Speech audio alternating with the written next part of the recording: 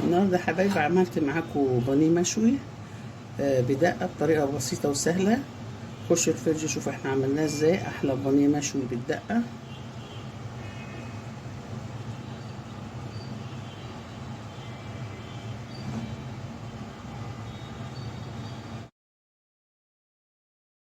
السلام عليكم، ازيكم يا حبايبي؟ عاملين ايه؟ ان شاء الله يا حبايبي هعمل معاكم النهارده بانيه مشوي. انا متبلاه ومحضراه، حاطه له مستردة، وحاطه له توابل بابريكا وفلفل اسود وبهار وكاري وبصل بودر وثوم بودر.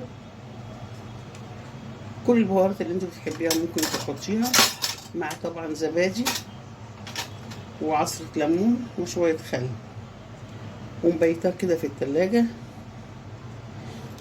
هنطلعه على عندي الجريل بتاع اللي بنشوي عليه. هنحط فيه شوية زيت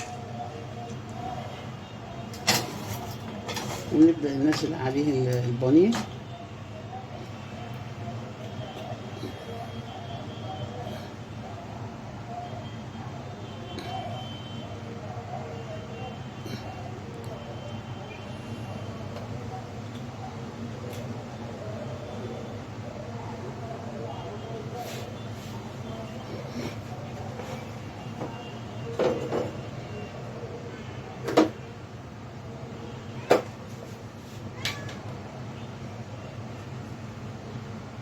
حط بس معاه حتة سمنة كده عشان تخلي الزيت ما يتحرقش.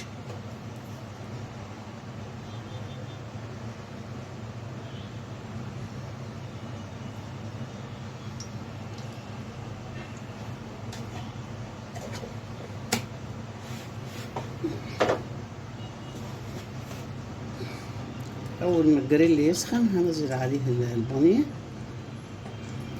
لما تيجي تجيبي البانيه عشان تشويه تخلي الراجل يطحولك تخين مش رفيع عشان يستحمل الشوي. ننزله بقى كده.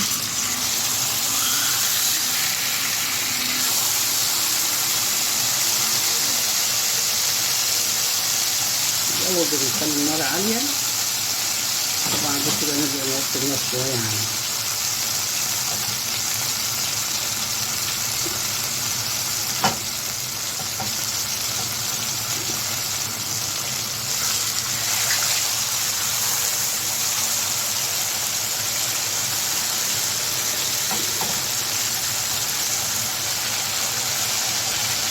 بعد ما ياخد الصدمة على الوشين هنحط له حبة دقة كده هوريها لكم.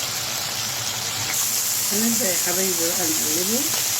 احنا بنسيبه لما يشد وتحس ان هو بدأ ياخد لون تروحي قلبه.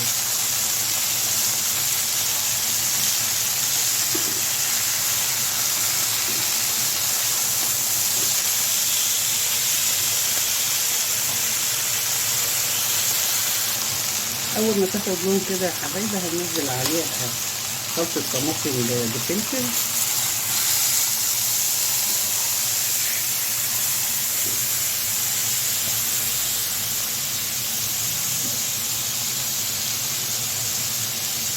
ونوطي بقى عليه نسيبها على نار هادية.